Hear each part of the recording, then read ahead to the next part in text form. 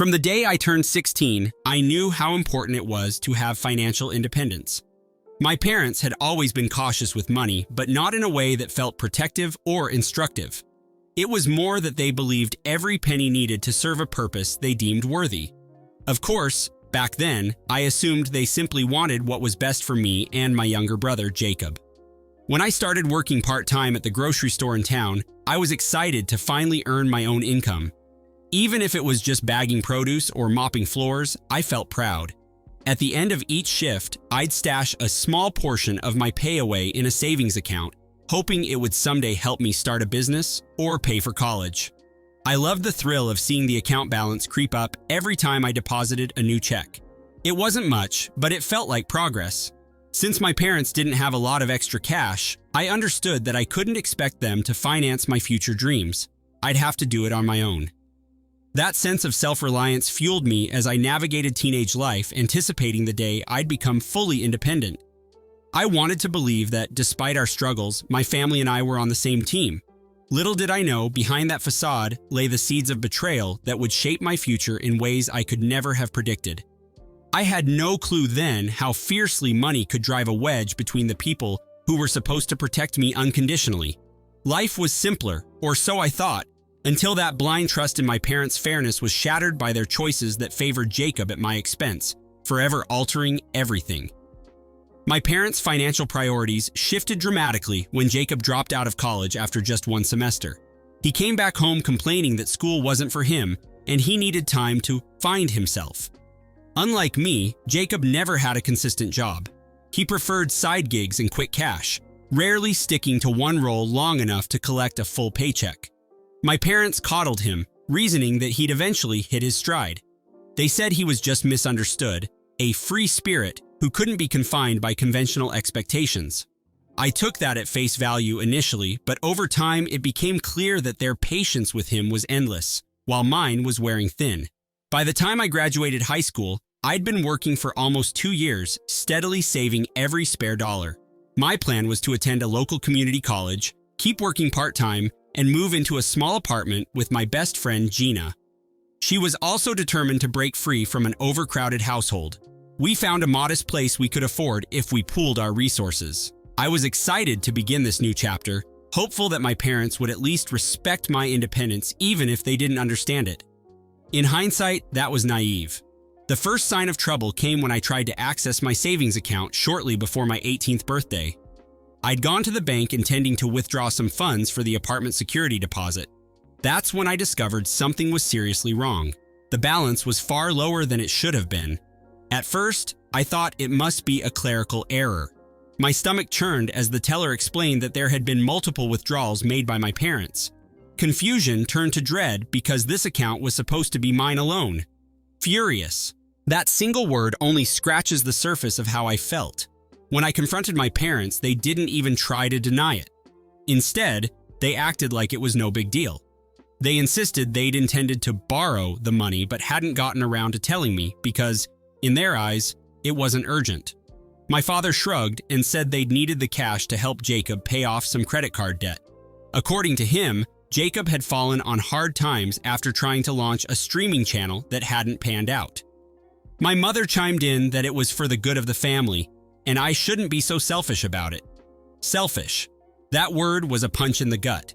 I had spent years working crummy jobs, saving meticulously, just so I could improve my own life, and apparently that was selfish. My anger flared, but I also felt a deep hurt. These were my parents, the people I'd grown up trusting. It seemed they'd decided that Jacob's comfort mattered more than my entire future. In that moment, I realized that the respect I craved from them might never come. Something inside me shifted. I was done playing the role of the obedient daughter who never rocked the boat. Sure, I couldn't just abandon them overnight, but I knew I'd never look at them the same way again. This was the start of a fracture that would only deepen over time. Jacob, for his part, didn't seem remotely guilty about my sacrifice. He mumbled an apology that rang hollow.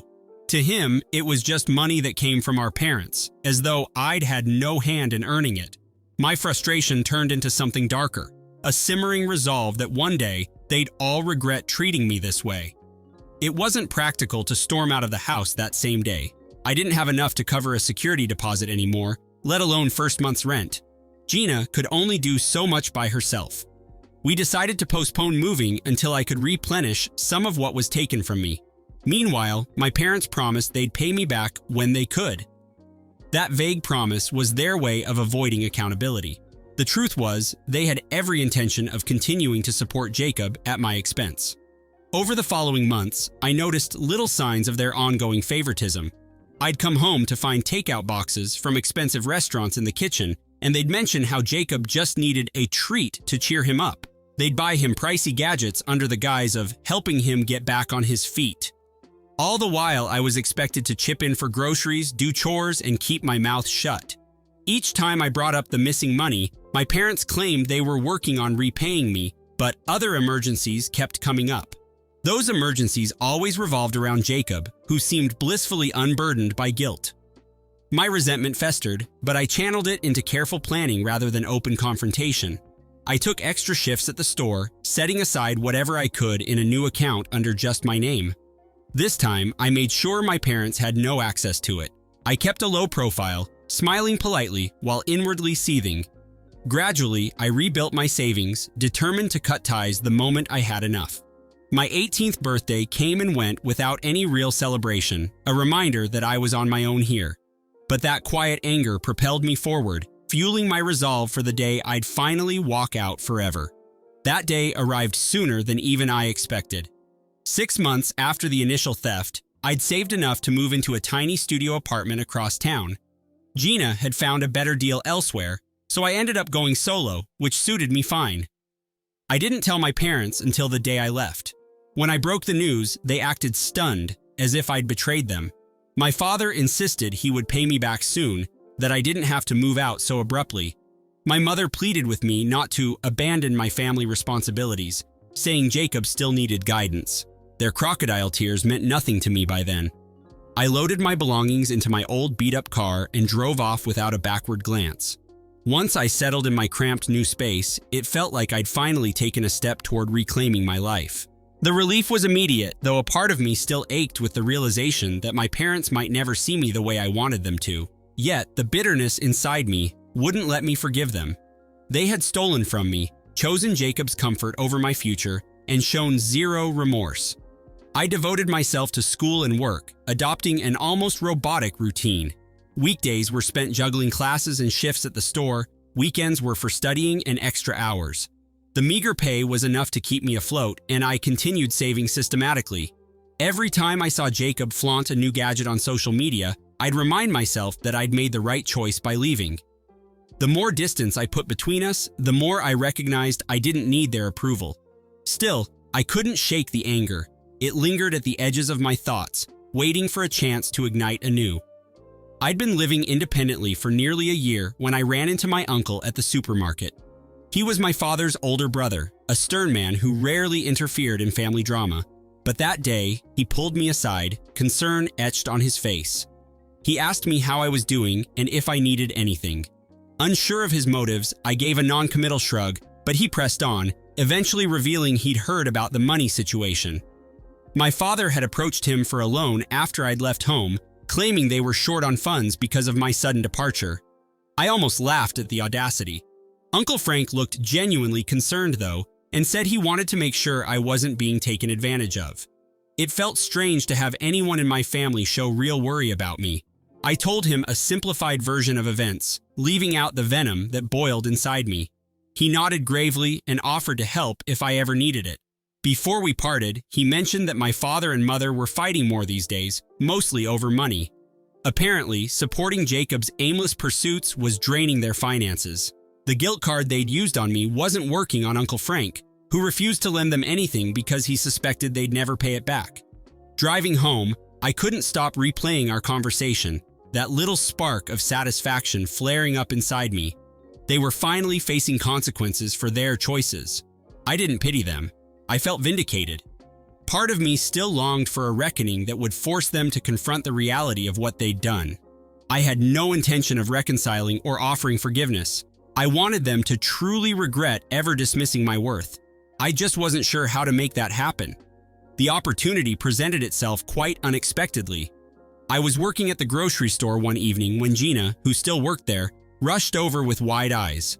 She told me she'd just seen Jacob in the parking lot, looking disheveled and upset. Curiosity got the better of me, so I stepped outside during my break, half expecting some melodramatic scene.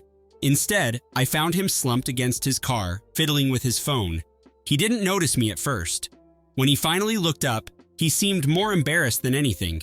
I asked if he was okay, feeling a grudging sympathy despite everything that had happened. He mumbled something about being locked out of his latest side gig. Apparently, the streaming service he tried to rejoin had banned him for some violation. On top of that, he'd maxed out his credit cards again, and our parents were refusing to bail him out anymore. A flicker of shock crossed my face. "They won't help you?" I asked, trying not to sound gleeful. He shook his head, muttering that they'd run out of patience and money. Jacob was on the verge of losing his car, his phone, everything. The same brother who once saw me as a walking ATM now looked desperate and lost.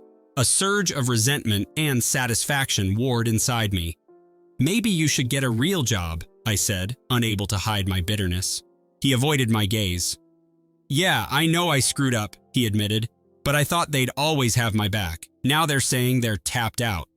I studied him for a moment, recalling all the times I'd sacrificed so he could freeload. This was exactly what I'd warned them about. I took a pleasure in his misery. Yet I also saw an opening, a way to my revenge. Over the next few weeks, I fed Jacob little tidbits of advice, dangling the possibility that I might help him land a decent job. He lapped it up. I had contacts through the grocery chain's regional manager, and there was talk of an entry-level corporate position that required minimal experience. Jacob perked up at that idea. I played the dutiful sister, guiding him through the application process, polishing his resume, and coaching him on interview etiquette. On the surface, it looked like I'd turned into the supportive sibling I'd never been. Privately, I let my resentment fester, hoping I'd find a chance to twist the knife. I hadn't forgotten my parents either. Their finances were in disarray, and I had heard through the grapevine that my father was teetering on the edge of job loss due to layoffs at his company. My mother had taken on extra shifts at a local diner, but it barely covered their mortgage. Watching them scramble felt like cosmic justice. Yet, I still wanted more than their hardship. I wanted them to understand that their betrayal had shaped me into someone capable of turning the tables. When Jacob got called for an interview, I volunteered to drive him there. He looked nervous, appreciative even. During the drive, he confided that he felt guilty about everything that happened between us. I kept my face neutral, offering a vague reassurance that the past was the past. But inside, I was bracing myself to see if he'd actually grown or just wanted another bailout. At the interview, I waited in the lobby, pretending to be engrossed in a magazine. When Jacob emerged, he seemed optimistic. He thanked me for helping him. I smiled, quietly absorbing the irony. Jacob would learn soon enough that I'd arranged a different outcome entirely. It turned out my contact in the company's HR department owed me a favor after I helped her brother secure a position at the store. She was grateful enough to let me slip in a few quiet suggestions regarding Jacob's application. I didn't have her do anything outright illegal, just plant a seed of doubt about his reliability. He hadn't been entirely honest about his past work history, and a quick background check would show he'd been fired from a previous job for repeated absences. That was enough to raise red flags. Predictably, he didn't get the position. When Jacob called me with the news, his voice trembled with frustration. He said they'd claimed to find inconsistencies in his resume and questioned his commitment. I feigned surprise, telling him to keep trying. Inside, I felt a grim satisfaction. It was a small taste of the helplessness he'd inflicted on me when my savings vanished. Meanwhile, word got around that my father had indeed lost his job. I heard from my uncle that they were behind on mortgage payments now. As much as I relished the thought of them squirming, I wasn't fully satisfied yet. I'd carried that wound for too long to let it scar over without one final blow. My chance came when they reached out to me, practically begging for a loan. My phone buzzed late one night, and for the first time in nearly a year, my mother left a tearful voicemail explaining they were at risk of losing the house. She apologized in tones for having hurt me, promising they would pay back every cent if I'd just give them a help. A part of me was tempted to throw their desperation back in their faces, to laugh and tell them this was their just desserts. But revenge doesn't always look like slamming a door in someone's face. Sometimes it's letting them see how well you're doing without them and then refusing to rescue them from the mess they've made. So I arranged a meeting at a local cafe. My parents arrived looking gaunt and haggard. Jacob trailed behind, eyes downcast. They launched into their sob story, detailing the bills they couldn't pay, the collector's calls, the looming foreclosure. When they finally finished, I leaned back in my chair, calm and unflinching. "I remember when I asked you not to steal my money for Jacob's debts," I said, "and you called me selfish." My father opened his mouth, but no sound emerged. My mother gripped the edge of the table, tears brimming. Jacob looked away, shame shadowing his features. I waited a beat. Then I told them I'd give them exactly what they once gave me: betrayal. Calmly, I announced that I wouldn't lend them a dime, nor would I forget how they threw me under the bus for Jacob's sake. I stood up, placed a few bills on the table for my coffee, and walked out without another word. The foreclosure went through a few months later, forcing them to move into a cramped rental. Jacob eventually found a low-paying warehouse job. I heard through the family grapevine that life for them was difficult and humbling. Meanwhile, I continued taking classes, working diligently, and building my future one paycheck at a time. When relatives asked why I wouldn't help, I calmly explained they'd stolen from me once, and I had no interest in repeating that mistake. Some called me cold-hearted, but I refused to care anymore. My self-respect mattered more than their opinion. In the end, that was the victory, knowing I'd walked away free.